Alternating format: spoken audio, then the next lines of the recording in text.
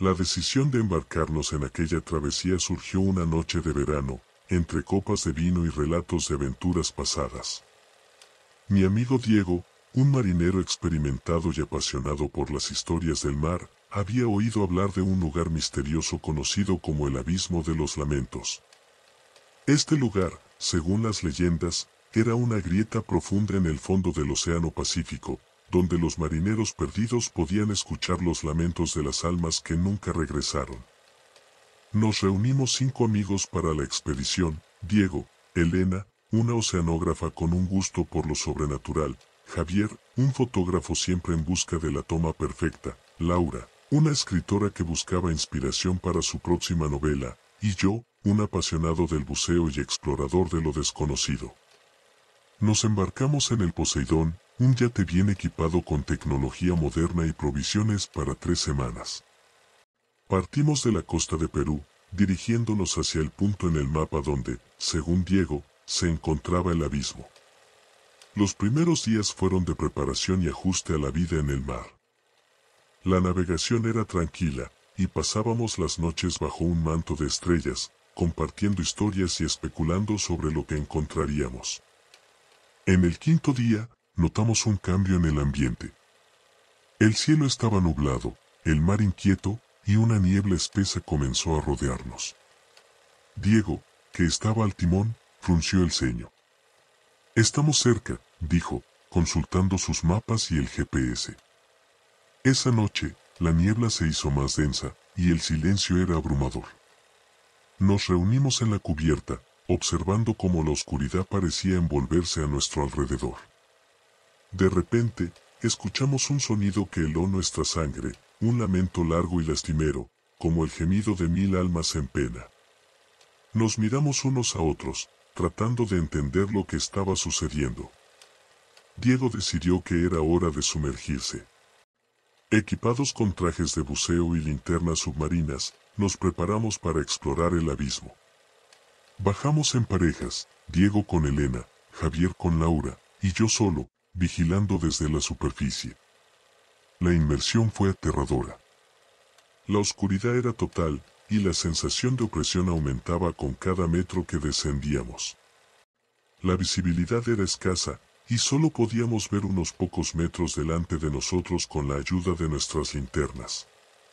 Finalmente, llegamos al borde del abismo. Lo que vimos fue sobrecogedor, una grieta gigantesca que se perdía en la oscuridad infinita. Parecía una herida en la tierra, emanando una luz azulada y siniestra. Las paredes del abismo estaban cubiertas de extrañas formaciones rocosas y corales fosforescentes que emitían una luz tenue. Mientras explorábamos, Diego encontró una entrada a una cueva submarina.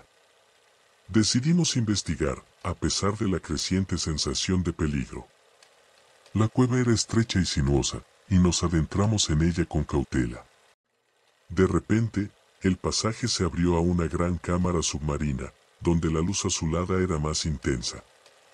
En el centro de la cámara había una estructura extraña, como un altar hecho de piedra y coral. Alrededor del altar, restos de antiguas embarcaciones y esqueletos humanos descansaban en el fondo. La visión era macabra y sobrecogedora. De repente, la luz azulada comenzó a pulsar, y escuchamos los lamentos nuevamente, esta vez más fuertes y desesperados. Sentí un escalofrío recorrer mi cuerpo cuando las sombras comenzaron a moverse a nuestro alrededor. Diego y Elena estaban más cerca del altar, investigando unas inscripciones antiguas. Javier y Laura fotografiaban el lugar, sus rostros reflejando una mezcla de fascinación y terror. La sensación de estar siendo observados se intensificó. Sentí que algo, o alguien, nos acechaba desde las sombras. Entonces, ocurrió lo impensable. La luz azulada se intensificó, cegándonos momentáneamente. Cuando recuperamos la visión, Diego había desaparecido. El pánico se apoderó de nosotros. Gritamos su nombre, pero solo obtuvimos ecos como respuesta. Elena comenzó a hiperventilar, su rostro pálido y sus ojos llenos de terror. Intentamos mantener la calma y buscar a Diego, pero la cueva parecía jugar con nuestras mentes. Los pasajes se cerraban y abrían de manera impredecible, y los lamentos se volvían cada vez más ensordecedores. Decidimos regresar al yate, esperando que Diego hubiera encontrado otra salida. Al subir a la superficie, la niebla era aún más densa, y el mar estaba inquieto. No había rastro de Diego. Pasamos la noche en vela, turnándonos para vigilar y esperando su regreso. A la mañana siguiente, la niebla comenzó a disiparse, y el mar se calmó. Pero Diego no apareció. Elena estaba inconsolable, y todos estábamos agotados y asustados. Decidimos buscar ayuda, pero nuestro equipo de navegación había dejado de funcionar. Estábamos completamente a la deriva. 2 días después, avistamos una isla que no aparecía en nuestros mapas. Decidimos desembarcar, esperando encontrar recursos y tal vez alguna forma de comunicación. La isla era extraña, con vegetación exuberante y un aire de abandono. Mientras explorábamos, encontramos ruinas antiguas y símbolos tallados en las rocas, similares a los del altar en el abismo. La sensación de ser observados era constante. De repente, escuchamos un grito. Corriendo hacia el sonido, encontramos a Elena arrodillada frente a una figura en la sombra. Era Kei, pero no era él. Su rostro estaba desfigurado por el miedo, sus ojos vacíos, y murmuraba incoherencias sobre la maldición y las almas atrapadas. Intentamos acercarnos, pero Diego comenzó a retroceder hacia el mar, como si algo lo estuviera llamando. Gritamos su nombre, tratando de detenerlo, pero fue en vano. Con una última mirada de desesperación, Diego se lanzó al agua y desapareció bajo las olas. Elena cayó al suelo, sollozando. Nos quedamos allí, paralizados por el horror y la impotencia. La isla parecía burlarse de nosotros, sus sombras alargándose mientras el sol se ponía. Decidimos que teníamos que abandonar ese lugar, pero al regresar al yate, descubrimos que las provisiones y el equipo de comunicación habían sido destrozados. Nos encontrábamos en una lucha por la supervivencia. Durante los siguientes días, nos turnamos para buscar agua y comida en la isla, mientras manteníamos una vigilancia constante en el yate. Pero cada noche, los lamentos nos perseguían, y las sombras parecían moverse a su antojo. Elena fue la siguiente en desaparecer. Una noche, mientras todos dormíamos, salió del yate y caminó hacia el mar, como en un trance. Despertamos por los gritos de Javier, pero cuando llegamos a la cubierta, Elena ya se había desvanecido bajo las olas. El terror nos consumía. Laura y Javier estaban al borde de la histeria, y yo apenas podía mantenerme cuerdo. Decidimos que la única forma de romper la maldición era destruir el altar en el abismo. Con las últimas fuerzas que nos quedaban, nos sumergimos una vez más. La cueva estaba más oscura y fría que antes. Los lamentos eran ensordecedores, y las sombras se movían con mayor intensidad. Llegamos a la cámara central y comenzamos a destrozar el altar con herramientas improvisadas. La luz azulada pulsaba frenéticamente, y las sombras nos atacaban, intentando detenernos. Con un último golpe, el altar se rompió, y la luz se desvaneció. Los lamentos cesaron, y las sombras se disiparon. Sentimos un alivio momentáneo, pero sabíamos que la lucha no había terminado. Regresamos al yate, agotados pero esperanzados. Sin embargo, al amanecer, Laura había desaparecido. Javier y yo estábamos solos, nuestros cuerpos y mentes al límite. Decidimos abandonar la isla y navegar hacia cualquier dirección, con la esperanza de ser rescatados. Finalmente, después de días de deriva, fuimos encontrados por un barco de la Guardia Costera. Estábamos deshidratados, desnutridos y traumatizados. Contamos nuestra historia, pero pocos nos creyeron. Dijeron que habíamos sufrido un colapso colectivo, producto del estrés y la privación. De vuelta en la civilización, tratamos de retomar nuestras vidas. Pero las pesadillas nunca cesaron. Los lamentos y las sombras nos seguían, recordándonos constantemente que habíamos profanado un lugar sagrado y que nunca estaríamos a salvo. Javier no pudo soportarlo. Un año después de nuestro regreso, se quitó la vida, dejando una nota que decía: "El abismo me llama". Ahora, soy el último sobreviviente de aquella expedición maldita. Vivo con el miedo constante de que un día, la maldición me alcance, y mi alma se una a los lamentos del abismo. He aprendido que hay lugares en este mundo que deben permanecer sin explorar, misterios que no deben ser revelados. Porque algunas veces, lo que yace en las profundidades es mejor dejarlo en la oscuridad. Siempre he sido un amante del mar. La vastedad del océano y el misterio que se esconde bajo sus olas siempre me han fascinado. Por eso, hace unos años, decidí unirme a un grupo de amigos para un viaje en velero que prometía ser la aventura de nuestras vidas. Zarpamos desde un pequeño puerto en la costa atlántica, planeando navegar durante 2 semanas sin tocar tierra. Éramos 6 en total, todos con experiencia en navegación y listos para cualquier cosa. O eso creíamos. Los primeros días fueron idílicos, el sol brillaba, el viento nos llevaba con suavidad, y las noches estrelladas parecían sacadas de un sueño. Sin embargo, todo cambió una noche sin luna, cuando estábamos a unas 200 millas de la costa. Esa noche, la atmósfera era extrañamente opresiva. El viento había cesado, y el mar estaba en calma inquietante, como un espejo oscuro que reflejaba nuestras preocupaciones. Estábamos sentados en la cubierta, hablando en voz baja para no romper el silencio casi reverencial que nos rodeaba. De repente, Juan, que estaba al timón, señaló algo en el agua. ¿Qué es eso?, preguntó, su voz apenas un susurro. Miramos en la dirección que señalaba y vimos una luz débil y pulsante en la distancia, bajo la superficie del agua. Al principio pensamos que podría ser un submarino o alguna otra embarcación, pero la luz era extraña, de un color verdoso que parecía moverse y cambiar de forma. Intrigados, decidimos acercarnos para investigar. A medida que nos acercábamos, la luz se hacía más intensa y comenzamos a notar algo que nos puso los pelos de punta. Había una sensación palpable de maldad en el aire, como si una presencia oscura nos observase. Justo cuando estábamos a unos pocos metros de la luz, esta desapareció, dejando el agua sumida en la oscuridad total. De repente, el barco se sacudió violentamente. Algo enorme y poderoso había golpeado el casco. Corrimos a los costados, tratando de ver qué nos había embestido, pero no había nada, solo la negra profundidad del océano. Entonces, lo vimos. Emergiendo lentamente de las profundidades, una criatura que desafía cualquier descripción lógica. Su piel era de un gris pálido, casi traslúcido, y su cuerpo era una amalgama de tentáculos y extremidades que no seguían ninguna forma coherente.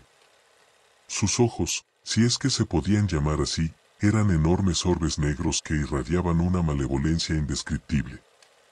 El pánico se apoderó de nosotros. Intentamos alejarnos a toda velocidad, pero la criatura golpeó el barco de nuevo, esta vez con más fuerza. El impacto lanzó a uno de mis amigos, Carlos, por la borda. Gritamos su nombre, pero en cuestión de segundos, desapareció bajo las olas, tragado por la oscuridad. El motor del barco no arrancaba y el pánico se extendió entre nosotros. La criatura parecía disfrutar de nuestro terror, rodeando el barco lentamente, sus tentáculos rozando el casco como si jugara con su presa. Desesperados, intentamos encender bengalas para pedir ayuda, pero no había nadie alrededor para verlas. El silencio era ensordecedor, roto solo por los sonidos de la criatura y nuestros gritos. Finalmente, cuando todo parecía perdido, la luz verdosa volvió a aparecer, esta vez más intensa. La criatura pareció distraerse por un momento, y aprovechamos para arrancar el motor con éxito. Nos alejamos a toda velocidad, sin mirar atrás, con la luz verdosa desapareciendo gradualmente a lo lejos. Nunca encontramos a Carlos. La experiencia nos dejó marcados para siempre, y nunca hablamos mucho de lo que pasó esa noche. Algunos dicen que lo que vimos era un calamar gigante o alguna otra criatura desconocida del océano. Pero yo sé la verdad, hay cosas en el mar que desafían toda comprensión y lógica, cosas que están mejor dejadas en la oscuridad. Esa noche aprendimos que el océano no solo es vasto y hermoso, sino también hogar de horrores inimaginables, y que a veces, la verdadera naturaleza del mar es mejor no descubrirla. Siempre había sentido una conexión especial con el mar, una atracción que me llevaba a querer explorar sus secretos más oscuros. Por eso, cuando mi amigo Rodrigo me invitó a unirme a una expedición en su yate privado, no lo dudé ni un segundo. Él y otros 3 amigos, Laura, Javier y Marta, se unirían a la travesía. Nuestro plan era recorrer una ruta poco conocida en el Caribe, lejos de las rutas turísticas y en busca de antiguas leyendas marítimas. Partimos de un pequeño puerto en la isla de Antigua, el cielo despejado y el sol brillando. Los primeros días fueron tranquilos y agradables. Disfrutábamos del paisaje, nadábamos en aguas cristalinas y, por las noches, contábamos historias de marineros y fantasmas bajo las estrellas. La tercera noche, sin embargo, todo cambió. El clima había estado extraño durante el día, un aire pesado y una calma inquietante dominaban el ambiente. Al caer la noche, una densa niebla comenzó a rodearnos. A pesar de lo inusual, no estábamos demasiado preocupados. Decidimos anclar y esperar a que la niebla se disipara. Mientras cenábamos en la cubierta, una sombra enorme emergió de la niebla a unos pocos metros de nuestro yate. Era un barco, un galeón antiguo, como salido de una película de piratas. Pero lo más extraño era que no había ningún ruido, ningún crujido de la madera ni el sonido de las olas golpeando el casco. Estaba envuelto en un silencio sepulcral. Intrigados, nos acercamos con el bote auxiliar. La curiosidad superaba al miedo, y pensamos que podría ser un hallazgo histórico. A medida que nos acercábamos, notamos que el barco estaba en perfecto estado, como si acabara de ser construido, pero con un aire antiguo y siniestro. Subimos a bordo, y la atmósfera cambió instantáneamente. El aire estaba helado y la niebla parecía más densa. No había nadie, ni siquiera ratas. Todo estaba en orden, como si la tripulación hubiera desaparecido de repente. Encontramos mapas y diarios de a bordo que databan del siglo XVII, pero lo más perturbador fue un diario que mencionaba avistamientos de extrañas luces en el agua y desapariciones misteriosas. Mientras explorábamos, Laura gritó. La encontramos en la bodega, temblando y señalando una fila de celdas de hierro. En el interior de las celdas había esqueletos, con restos de ropa de diferentes épocas. Era como si hubieran sido aprisionados y olvidados. Sentí un escalofrío recorrer mi espina dorsal. Algo no estaba bien. De repente, el barco comenzó a moverse. Subimos corriendo a la cubierta, pero no había viento y nuestra embarcación estaba anclada junto al galeón. Algo, o alguien, estaba controlando el barco. Las luces del yate se veían cada vez más lejanas, engullidas por la niebla. El pánico comenzó a apoderarse de nosotros.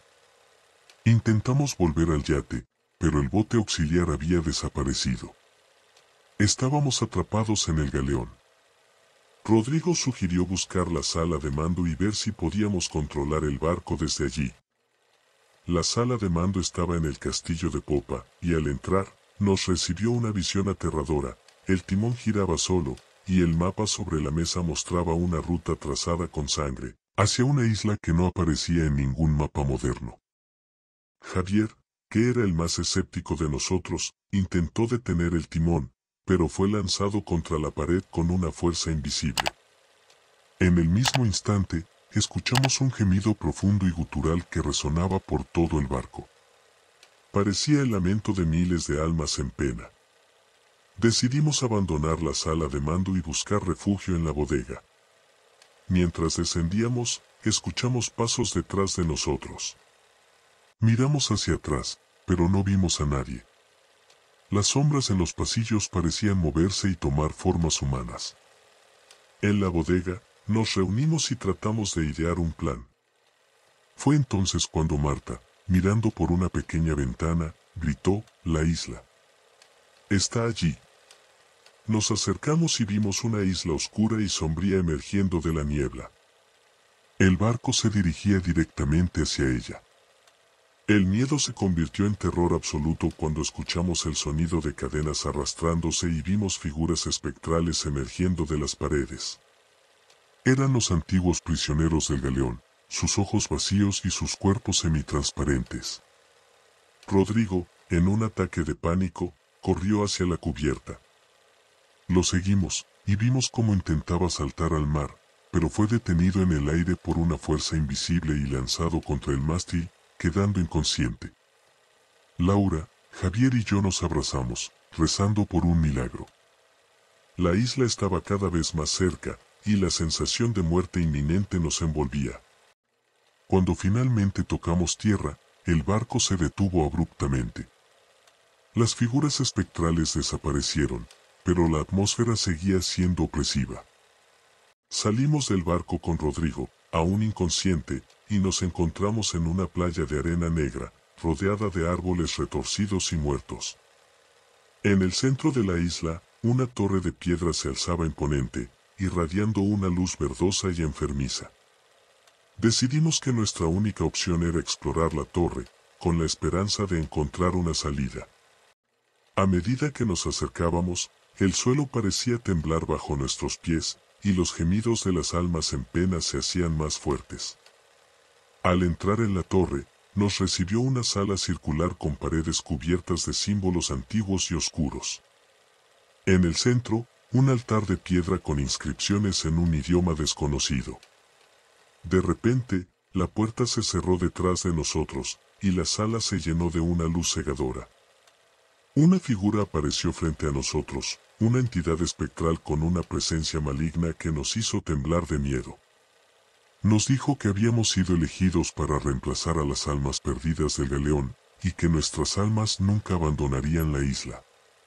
Intentamos luchar, pero era inútil. Sentimos nuestras fuerzas desvanecerse, y nuestras mentes llenarse de visiones de horror y desesperación. La entidad comenzó a absorber nuestras energías, pero en un último acto de desesperación, Javier lanzó una bengala que había guardado en su bolsillo.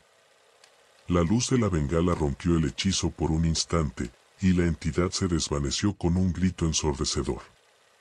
Aprovechamos la oportunidad para escapar de la torre y correr de regreso al galeón.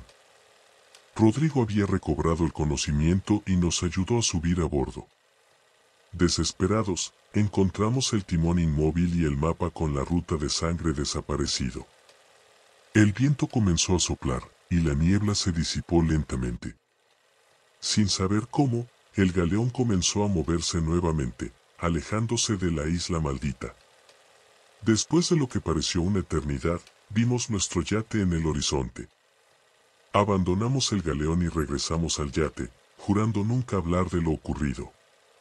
La experiencia nos dejó marcados para siempre, y ninguno de nosotros volvió a acercarse al mar.